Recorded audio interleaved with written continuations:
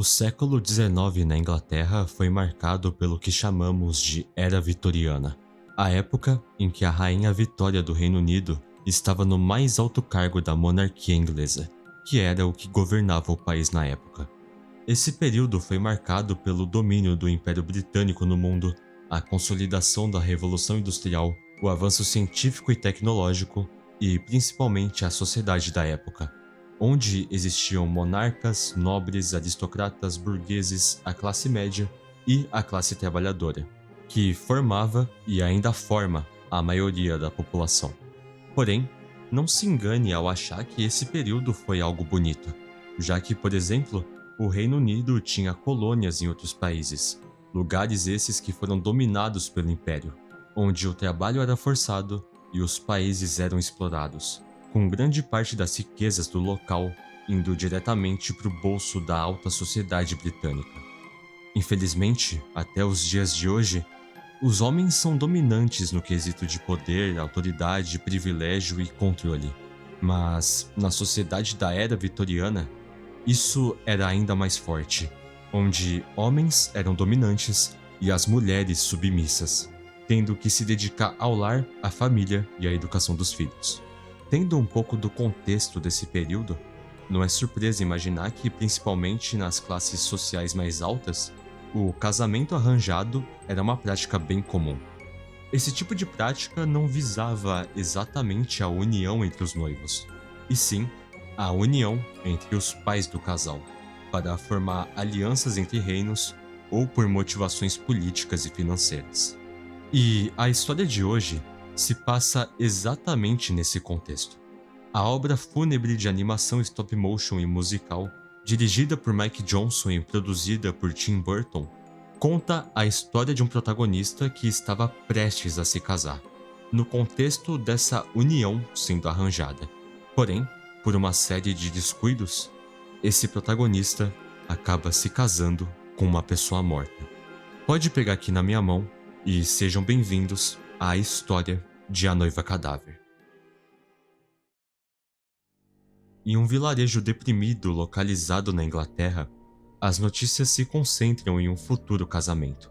A união entre Victor Van Dort, o filho de um casal recém-rico, comerciantes de peixes da cidade, com Victoria Everglot, filha de uma família de aristocratas falidos. Tanto os pais de Victor quanto os pais de Victoria querem a qualquer custo que esse casamento aconteça, já que no caso da família Van Dort, a classe social deles será elevada, e no caso da família Everglot, por conta da falência de seus negócios, precisam urgentemente de dinheiro. Por mais que não seja exatamente do agrado dessa família se juntarem aos Van Dort, por serem de uma classe social mais baixa. Desde a primeira cena em que Victoria aparece, é interessante observar a consequência não só de casamentos arranjados da época, mas de casamentos de forma geral. Victoria se mostra preocupada, porque não sabe se ela e Victor vão gostar um do outro. E os pais dela aparecem dizendo que isso nem seria necessário, já que eles mesmos não se gostam. Ou seja, além de Victoria nem sequer conhecer Victor, mesmo estando prestes a se casar com ele, amor não é algo necessário para se casar, principalmente para essa sociedade, já que eles visavam essa união por diversos outros motivos. Isso é ainda mais reforçado quando Victor entra em cena, com seus pais deixando bem claro as suas intenções de subir na sociedade ao invés de serem apenas comerciantes. Chegando na casa dos Everglot, os pais de ambas as famílias se encontram e se apresentam um para os outros, se direcionando a outro cômodo para conversarem sobre o casamento de seus filhos. Victor, estando bem desanimado e com receio desse casamento, nem sequer se junta a eles, e começa a tocar um piano que está logo na entrada daquela mansão. Ao ouvir a música sendo tocada, Victoria sai de seu quarto e aqui ela conhece o seu futuro marido. Apesar do primeiro contato ser bem esquisito, principalmente pelo fato de que eles nem ao menos se conhecem e vão estar casados no dia seguinte, dá pra ver uma certa química entre os dois, pelo menos nessa primeira impressão. E Vitória parece estar um pouco feliz apesar de toda a pressão, já que o sonho dela é exatamente se casar com alguém que se apaixonasse. Indo para o ensaio da cerimônia, Victor não está se saindo muito bem na hora de fazer os seus votos, por estar nervoso diante daquela situação toda e não consegue se sair muito bem. Nesse meio tempo, um outro homem chamado Lord Barks aparece para assistir o ensaio e a sua importância para a história só vai ser mostrada mais para frente. Esse ensaio só vai de mal a pior, principalmente quando Victor deixa a aliança cair em direção à senhora Everglot, e sem querer, acaba colocando fogo no vestido dela com a vela que segurava em sua mão. Com todo esse desastre, Victor sai correndo de lá e à noite se lamenta pelo que aconteceu. O noivo vai em direção a uma floresta e fica treinando seus votos em meio à mata. Até que, de repente, quando pega a aliança em sua mão, Victor refaz os seus votos, dessa vez com perfeição. Ele se anima tanto com a sua performance que ele coloca a aliança em um galho, simulando o colocamento da aliança na noiva. Porém, o que Victor não tinha percebido é que, na verdade, aquilo não era um galho, e sim a mão esquelética de um cadáver. A mão pega o braço de Victor e, ao se afastar, o corpo da noiva cadáver se levanta e aceita o pedido de casamento. Victor até tenta correr. Ele se esbarra em um monte de arbustos e até acaba caindo, mas, chegando na entrada do vilarejo, achando que havia despistado a noiva, ela surge atrás dele e, antes de beijá-lo, o noivo acaba desmaiando. Victor acorda no mundo dos mortos, onde a noiva, chamada Emily, o levou após o desmaio. E, exigindo por respostas sobre o que está acontecendo e quem são essas pessoas, é aqui que descobrimos a trágica história da noiva por meio de uma música. Emily era uma bela jovem que conheceu e se apaixonou por um homem descrito como bonito, porém sem dinheiro. A família de Emily não apoiou a união, e ela acabou decidindo fugir com esse homem, combinando de se encontrarem em uma madrugada, na mesma floresta que Victor se deparou com o cadáver, levando o vestido de noiva e as suas joias, que valiam uma fortuna. E, esperando pelo seu suposto amor, no meio da escuridão e da névoa da mata, Emily foi assassinada a sangue frio pelo homem, que a enganou e roubou as suas joias após a morte. Após o conto da triste história de Emily, na Terra dos Vivos, a população local ainda aguarda o retorno de Victor. Na casa dos Everglot, onde se encontram também os Van Dort, Lord Barks chega com o mensageiro da cidade, onde ele repete as manchetes da noite. Victor Van Dort foi visto esta noite na ponte nos braços de uma mulher misteriosa. Após o descontentamento dos Everglot com a notícia, os pais de Victor decidem procurar por ele até o amanhecer.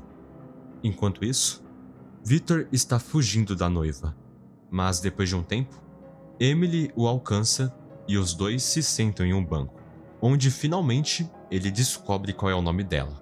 Mesmo em teoria eles sendo casados, só foi agora que ele descobriu. Emily puxa uma caixa e diz que é um presente de casamento ao seu novo marido. Ao abrir, Victor se depara com um cachorro de forma esquelética, mas, vendo a sua coleira, ele descobre que esse animal é ninguém menos que Scraps, o seu cachorro que já havia falecido. Emily, quando pergunta se a mãe de Victor gostaria dela, o noivo tem a ideia de fazer elas se conhecerem. E o único método de fazer isso acontecer é com um tal de velho Gutknecht. Indo encontrar esse senhor, eles chegam numa espécie de biblioteca antiga, onde encontram quem eles estavam procurando. E, após um pouco de insistência do recém-casal, o velho consegue ajudar eles até que com bastante facilidade. Ele teve mais dificuldade de fazer uma bebida do que isso, e, enfim, ambos conseguem ir para a Terra dos Vivos. e podem voltar para o mundo dos mortos a hora que quiserem. No meio daquela noite, Victor pede para que sua noiva espere na floresta, enquanto ele diz que vai preparar os seus pais para a novidade. Mas é claro que isso não acontece. Ele volta para a cidade em busca de ajuda. O recém-casado vai correndo para a casa de Victoria, e Emily espera um bom tempo naquele lugar. Não dá para deixar de pensar que esse fator é um pouco parecido com o caso de seu assassinato, mas pelo menos não acontece algo parecido com isso. Só é meio triste saber que Emily confia muito em Victor, mesmo com a larva dela tentando dizer o contrário. Victor sobe até o quarto de Victoria do lado de fora, bem desesperado com essa situação toda que ele se colocou sem querer, e tenta explicar para a garota o que está acontecendo. O problema é que, quando os dois estavam prestes a se beijar, Emily aparece e se depara com o seu marido no quarto de uma outra mulher, criando toda uma situação bem complicada. Tanto que Emily fala a palavra amarelinha, a palavra em que um dos dois precisava dizer para voltar para o mundo dos mortos. E bom, tem uma pequena discussão entre os dois, e é bem complicada ambas as situações, já que do lado de Victor, tudo não se passa de um engano, e ele só quer voltar para casa. Mas do lado de Emily, ela pensa que Victor se casou com ela, e que os dois realmente se amam e se merecem. Coisa essa que Victor tenta explicar, que os dois não foram feitos um para o outro, até porque ela está morta, e os dois são muito diferentes. Isso, infelizmente, nunca poderia dar certo. Emily, passando por uma desilusão, se isola. Seus amigos até tentam conversar com ela, mas exatamente por estar frustrada, não é algo que ela aceita de início.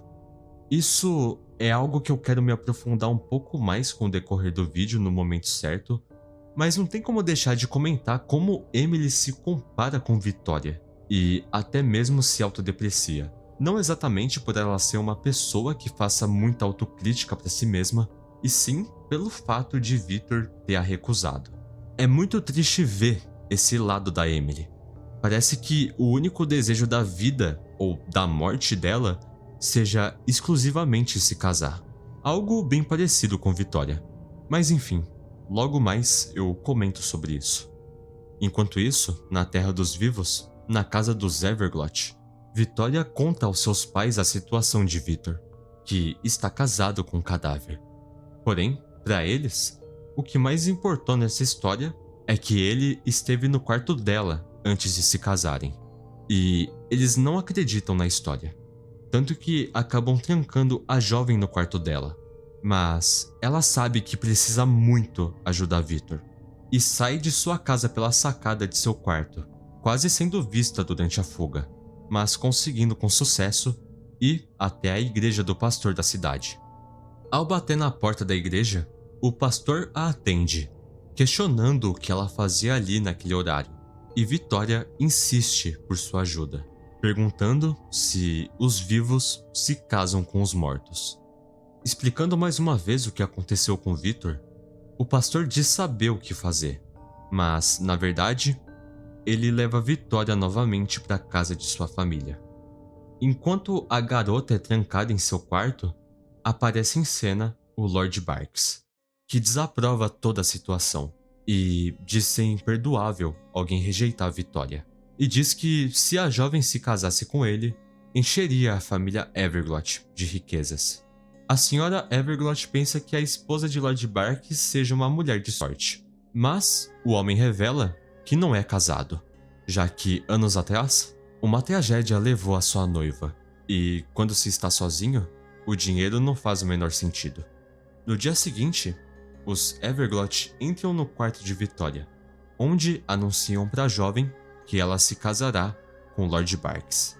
E claro que ela desaprova, chegando até a insistir por uma outra opção. Mas, caso ela não se case logo com alguém, a família inteira será mandada para a rua. Ainda na Terra dos Vivos, os pais de Victor estão desesperados procurando pelo seu filho, até que Mayhew, o empregado dos Van Dort que conduzia a carruagem da família, acaba falecendo no meio do caminho por um ataque de tosse, devido ao tabagismo. Com esse acontecimento, no mundo dos mortos, depois de Victor ter se juntado a Emily para tocar piano, quase como uma forma de pedir desculpa, os mortos anunciam que há um recém-chegado. Eles fazem questão de fazer uma cerimônia de boas-vindas a todos que morrem.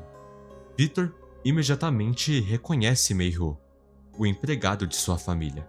Ao perguntar como estão todos lá em cima, Meihu responde que todos estão procurando por ele.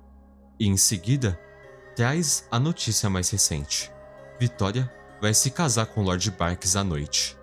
De primeiro momento, Victor interpreta que Victoria na verdade o trocou por outro homem. No mundo dos vivos, Victoria está se preparando para o seu casamento. Claro que contra a sua própria vontade, já que ela achava que o casamento dela seria feliz. Porém, agora ela não tem mais essa perspectiva de futuro. E então, Lord Barks começa a fazer os seus votos, e o pastor os declara como marido e mulher. No lado dos mortos, o velho Gutinecht reaparece junto com a larva para conversar com Emily sobre a situação de seu casamento. Os votos são válidos somente até que a morte os separe. E por Emily ser um cadáver, a morte já separou ela de Victor. E o único jeito de consertar isso exigiria um sacrifício. Victor teria que repetir os seus votos no mundo dos vivos e abrir mão de sua própria vida. Emily, apesar de não apoiar a ideia, Victor aparece e diz que não é necessário pedir, já que ele está determinado a fazer tal sacrifício, chamando todos os mortos para anunciar o seu casamento com Emily, coisa essa que será feita na parte de cima. Enquanto os mortos se arrumam e fazem os preparativos para o casamento, na Terra dos Vivos, um jantar bem deprimido acontece na casa dos Everglot.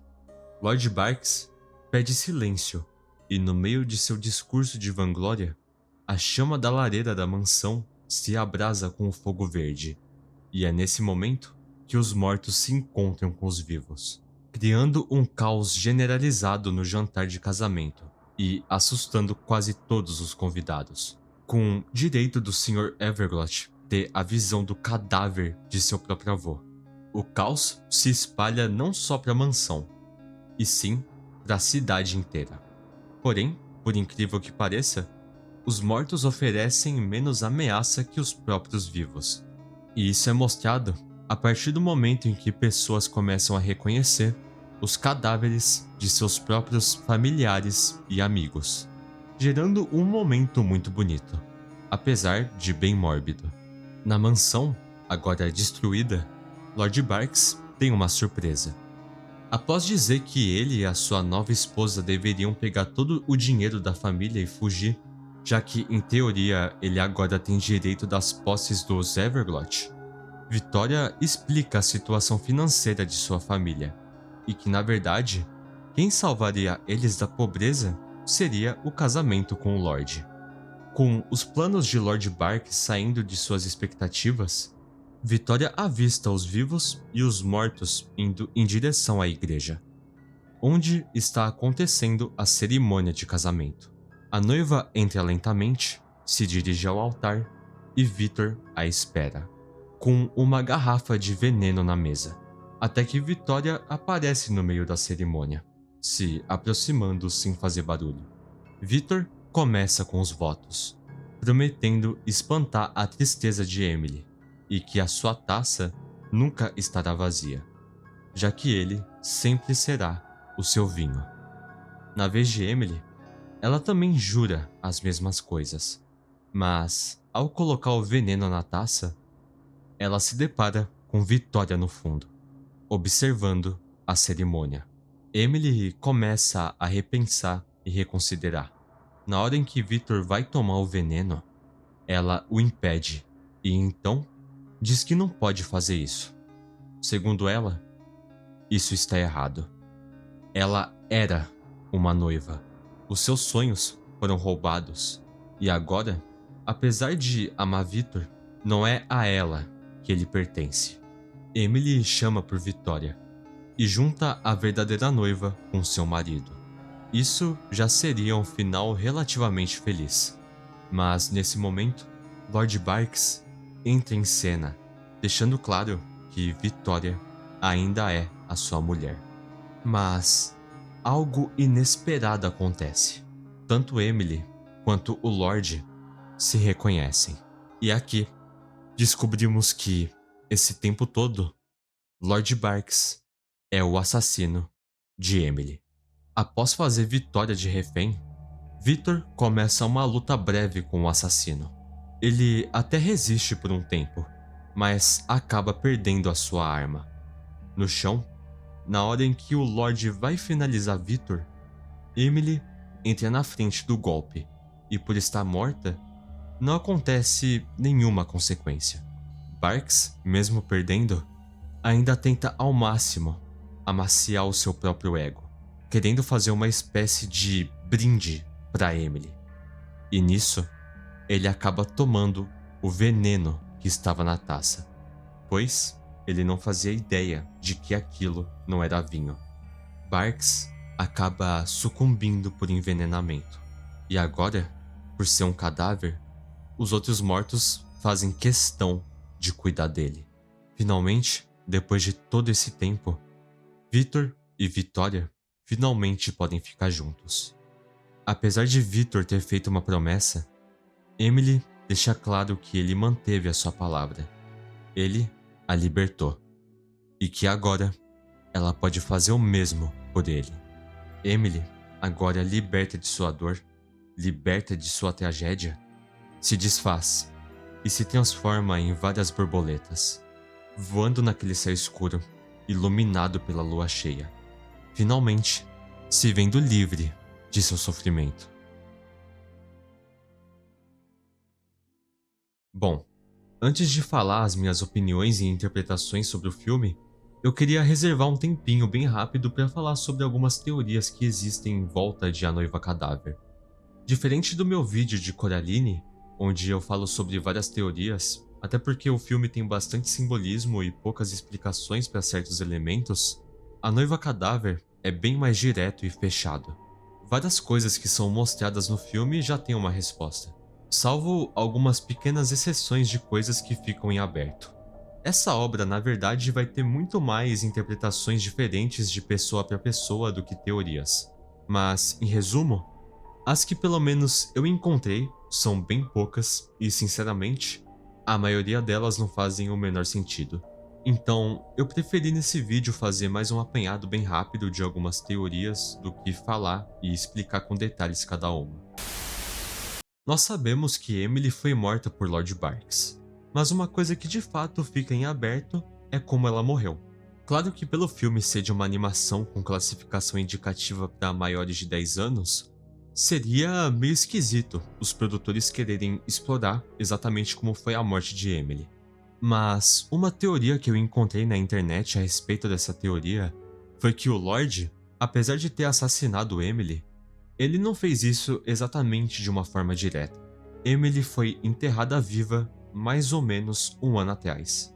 O que faz até um pouco de sentido, até porque, quando Victor coloca a aliança no dedo dela, a posição da mão realmente aparentava que ela pudesse estar tentando se desenterrar. Também tem o fator de que ela não tem exatamente uma cicatriz, coisa que vemos com algumas pessoas do Reino dos Mortos. E na cena onde Barks e Emily se reencontram, ele diz que deixou ela morrer, como se apenas tivesse a roubado e a abandonado. Também tem uma teoria dizendo que os filmes do Tim Burton são conectados, que no caso seria Frankenweenie, A Noiva Cadáver e O Estranho Mundo de Jack. O que faz até que bastante sentido, a infância, a vida adulta e o pós-vida. Mas eu acho que é só o estilo do Tim Burton mesmo que acaba se repetindo nas obras. Sem contar que O Estranho Mundo de Jack, diferente das outras duas obras, apesar da autoria ser do Tim Burton, a direção e o roteiro foram feitos pelo Henry Selick, o diretor de Coraline. Mas não deixa de ser uma teoria bem interessante. Claro que também eu não poderia deixar de fora a teoria mais famosa de A Noiva Cadáver, que é a Victoria e a Emily serem irmãs. O argumento é que no dia da morte de Emily, as suas joias que valiam uma fortuna foram roubadas pelo Lord Barks, e a família Everglot, que aqui seriam os pais de Emily, acabaram ficando pobres por conta desse roubo, e depois tiveram Vitória. O que já seria contraditório com a teoria de como Emily foi morta. Também existem algumas coisas como Emily tocar piano e na casa dos Everglot ter um piano, e o comportamento mais rígido sobre o casamento de Vitória e Victor. Mas, sinceramente, essa teoria não faz o menor sentido com a narrativa do filme, até porque muito provavelmente Vitória reconheceria a Emily, mesmo se ela tivesse nascido depois do assassinato dela, já que seria muito improvável dos pais dela não comentarem sobre isso em nenhum momento. Tem literalmente uma cena em que a Emily vai até a casa dos Everglot para buscar Victor, e é muito difícil pensar que o Lord Barks teria interesse de se casar com Vitória se Emily também fizesse parte da família. Ele saberia que os Everglot ficaram pobres. E sobre o comportamento da família, condiz muito mais de como as pessoas eram no período vitoriano do que uma paranoia de Vitória se casar com o homem errado. Mas é aquilo. Sempre vai ter um louco para fazer teoria sobre qualquer coisa.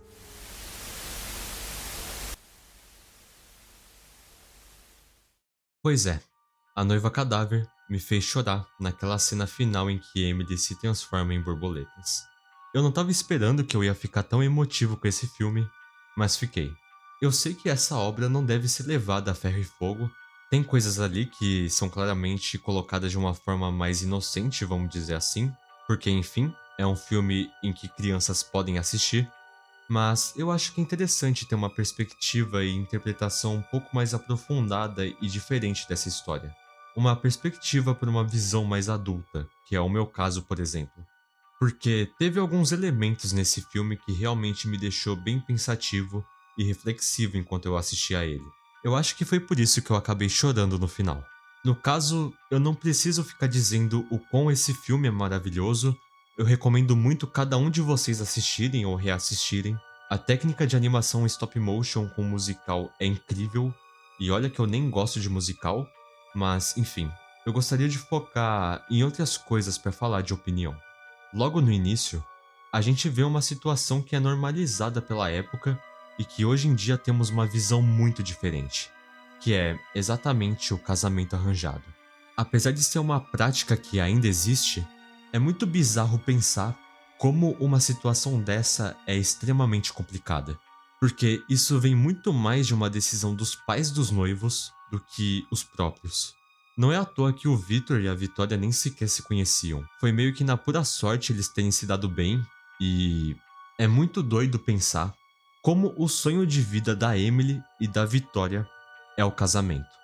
Claro que várias pessoas hoje em dia têm o sonho de se casarem, e eu não tô exatamente problematizando isso. Deixo bem claro aqui que é uma área em que estou dando a minha opinião. Só que o bizarro pra mim nisso tudo é que claramente não é um sonho que elas simplesmente tiveram a partir de si mesmas, e sim porque é esperado que elas tenham esses sonhos. É esperado que elas precisassem se casar em algum momento. Também é esperado do Victor que ele se case. Mas diferente das duas, esse não é o sonho de vida dele. Pelo menos em nenhum momento do filme ele disse isso. Claro que a gente tem uma questão de gênero, até os dias de hoje isso acontece. É mais esperado e propagado que o auge da vida de uma mulher é o momento em que ela vai se casar e ter filhos, o que, óbvio, é completamente absurdo. Você não precisa de um relacionamento para ser feliz, muito menos se casar, caso não seja sua vontade. E mesmo que seja, você pode levar um relacionamento de uma forma muito mais natural até isso acontecer, do que ser algo que é extremamente esperado. A questão é que, as duas colocarem o casamento como o maior sonho de vida delas é e foi algo perigoso, que destruiu as expectativas das duas de maneiras diferentes. Até porque, se tratando de relacionamentos, não é só você que faz parte daquilo. É totalmente diferente de, por exemplo, o seu sonho de vida é ser ator ou atriz.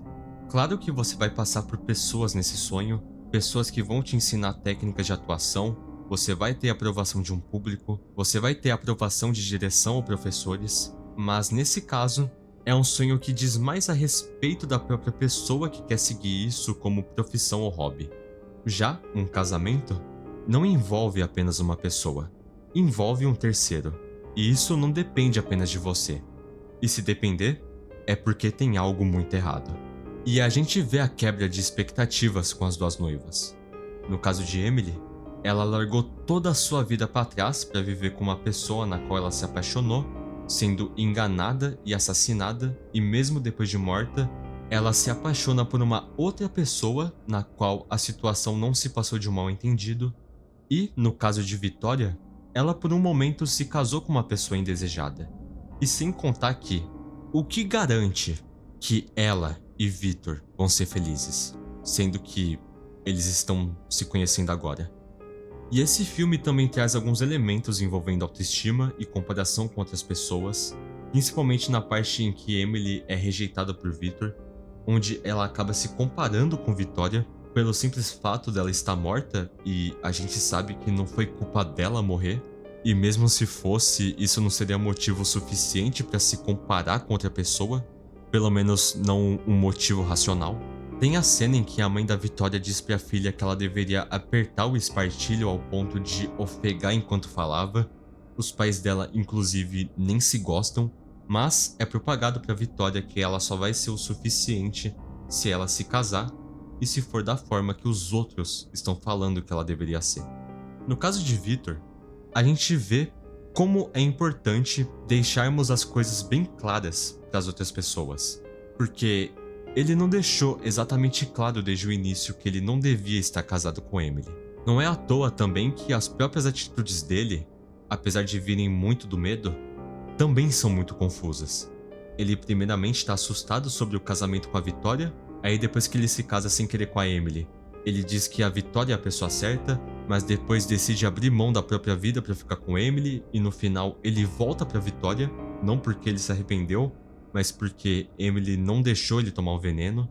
Eu sei que ele fez uma promessa, mas mesmo assim é confuso da mesma forma. É como se ele não gostasse de nenhuma das duas, o que seria compreensível porque em ambos os casos eles acabaram de se conhecer, mas parece que ele queria muito mais estar casado do que exatamente ter uma conexão com alguma delas.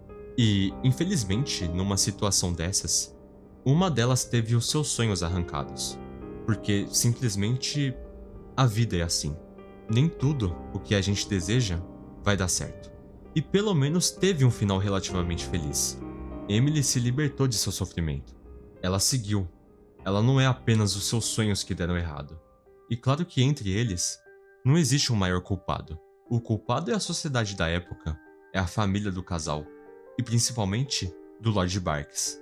Até porque, querendo ou não, toda essa situação aconteceu porque lá atrás ele não só decidiu fazer o que fez com Emily, como também quis depois fazer o mesmo com Vitória.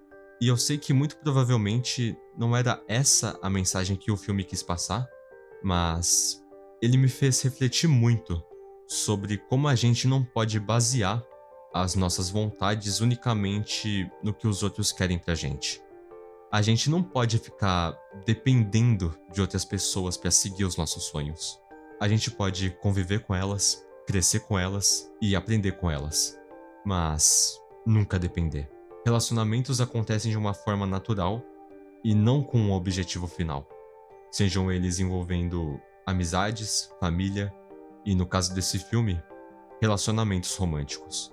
E claro, entender que nesse mar de gente existem vários Lord Barks. Na verdade, existem até piores que ele, que podem de uma hora para outra acabar com seus sonhos. Assim como aprendemos com Emily, se libertar não é esquecer a sua dor, até porque não tem como mudar o que aconteceu, mas há como seguir em frente e superá-las.